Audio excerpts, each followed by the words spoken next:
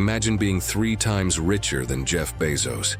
Imagine holding so much power that the US government had to invent new laws just to keep you in check. This isn't fiction.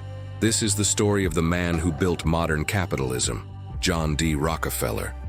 At his peak, his wealth was equal to 1.5% of the entire US economy, roughly $280 billion today. He wasn't born into luxury. He built it, brick by brick, deal by deal, and law by law. John Davison Rockefeller was born in 1839 in a small town called Richford, New York. His father, William Avery Rockefeller, was not exactly a role model. William was a con artist, a traveling salesman who peddled fake medicines and elixirs. He dressed well, spoke smoothly, and could charm anyone out of their money. Behind the polished smile was a man who vanished for months at a time, leaving his wife and children to fend for themselves. Growing up in this unstable world shaped young John. He learned early that appearances mattered, that money meant control, and that trust was a luxury. He was quiet, serious, and far more mature than the other children around him. When other boys played, he kept records of every penny he earned from small chores. Numbers fascinated him, because numbers meant order in a world full of chaos. When the family finally settled in Cleveland, Ohio, John's ambition found its foundation. He dropped out of high school to take a bookkeeping job for 50 cents a day. It wasn't much, but he treated it like the first step toward an empire. Every cent he saved, he tracked meticulously. He believed that saving was the seed of fortune. "I would rather earn 1% off 100 men's efforts than 100% of my own," he once said, and he meant it. By the time he turned 20, Rockefeller had saved enough to start his own business. With a small loan from his father and his own savings, he partnered with a friend to create a commodities firm. They bought and sold produce, but soon Rockefeller's eyes turned toward something far more promising: oil. It was 1859, the same year oil was discovered in Pennsylvania. The world was changing, and Rockefeller saw the future written in black gold. Cleveland was perfectly positioned near the Pennsylvania oil fields, with excellent transport links. He knew opportunity when he saw it. By 1863, Rockefeller and his partners had opened their first oil refinery. Oil was booming. Kerosene lit up homes and factories, and every barrel meant profit. But Rockefeller wasn't interested in being just another businessman. He wanted control. Within 2 years, he bought out his partner, replaced him with a skilled chemist named Samuel Andrews, and took on new investors. Among them was Henry Flagler, a man whose vision and organization matched Rockefeller's precision. Together, they built something that would soon dominate the world. In 1870, at only 31 years old, Rockefeller founded the company that would make his name immortal: Standard Oil. From day one, Standard Oil wasn't just a company, it was a machine, efficient, relentless, and hungry. Rockefeller's strategy was simple: cut costs, crush competition, and control everything. While others searched for oil, Rockefeller focused on refining it. Exploration was risky. Refining was stable. He built better refineries, invested in research, and used every byproduct possible, turning waste into profit. Even oil others considered useless, he found a way to purify and sell. Nothing went to waste. His obsession with efficiency made Standard Oil unstoppable. In 3 short months during 1872, he bought out or bankrupted 22 of his 26 rivals in Cleveland. Competitors called him ruthless.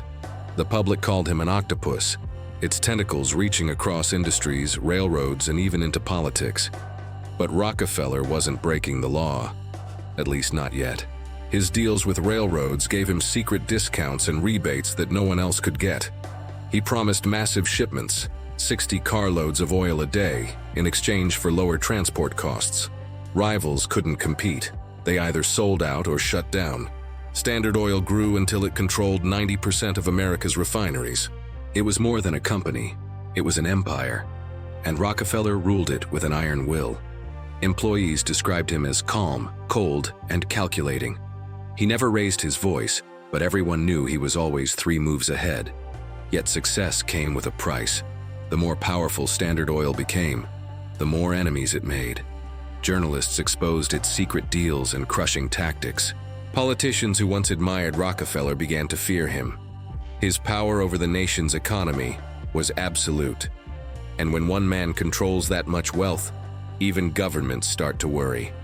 In 1911, after decades of investigations and lawsuits, the U.S. Supreme Court finally broke Standard Oil apart. The company was found guilty of violating antitrust laws and was divided into 34 smaller entities. To the public, it was the end of Rockefeller's empire. But to Rockefeller, it was the beginning of something even bigger. Because each of those smaller companies, Exxon, Chevron, Mobil, and others, continued to grow. As their stock values soared, Rockefeller's fortune multiplied. The government had tried to destroy him, but they had only made him richer.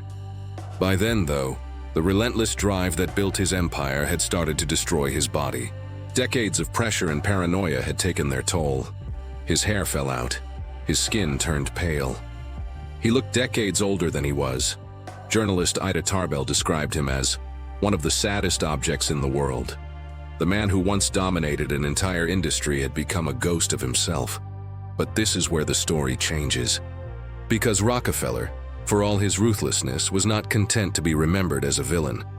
He wanted redemption, not in words, but in deeds.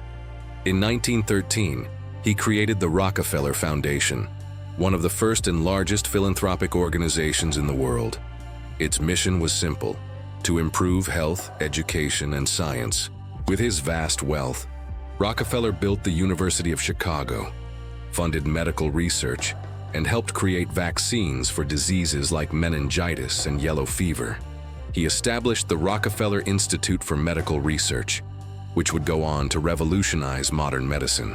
He didn't just donate money, he built systems, public health campaigns, schools of medicine, sanitation reforms, all funded by the Rockefeller fortune. In a sense, he re-engineered society with the same precision he had once used to engineer his empire. Some said it was guilt. Others said it was legacy, but whatever the motive, his philanthropy reshaped the modern world. The Rockefeller Foundation became more powerful than many governments, influencing policy, education, and even agriculture. It funded the Green Revolution, which transformed global food production and is credited with saving over 1 billion lives. By the time Rockefeller died in 1937, he had given away most of his wealth. From nearly $900 million in 1912, his remaining estate was worth only $26 million, a fraction of what he once owned. But his influence had become immortal. Today, the Rockefeller name still commands power. The family's combined net worth is estimated in the billions, but their true value lies in influence. The Rockefellers pioneered the concept of the family office, an institution managing investments, trusts, and intergenerational wealth. They used irrevocable trusts and life insurance strategies to preserve their fortune and avoid heavy taxes. In effect, they made their wealth untouchable even by death. Their impact didn't stop at finance. For decades, Rockefellers held political offices, senators, governors, even vice presidents. Their foundation shaped policies in health, science, and global economics. Some say their philanthropy was a tool of control, a way to steer international development in America's favor. From France's post-war recovery to modern-day health initiatives, the Rockefeller influence is still quietly at work. Critics argue that such power blurs the line between charity and control, that foundations like Rockefeller's and others today, like the Gates Foundation, wield more influence than elected governments. Supporters, however, claim that without them, much of modern science, medicine, and global health progress wouldn't exist.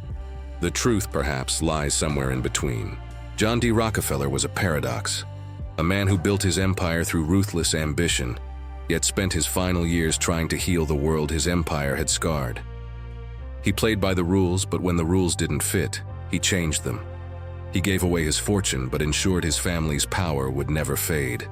More than a century later, his shadow still looms large. The oil industry he created became the backbone of the modern world. The foundations he built still shape public health and science. His descendants still move quietly through the worlds of finance and politics. Rockefeller once said, If your only goal is to become rich, you'll never achieve it. For him, wealth wasn't the destination. It was the tool. The tool to build, to control, to outlast. And in that sense, he succeeded. John D. Rockefeller was not just the richest man in American history. He was the architect of modern capitalism itself.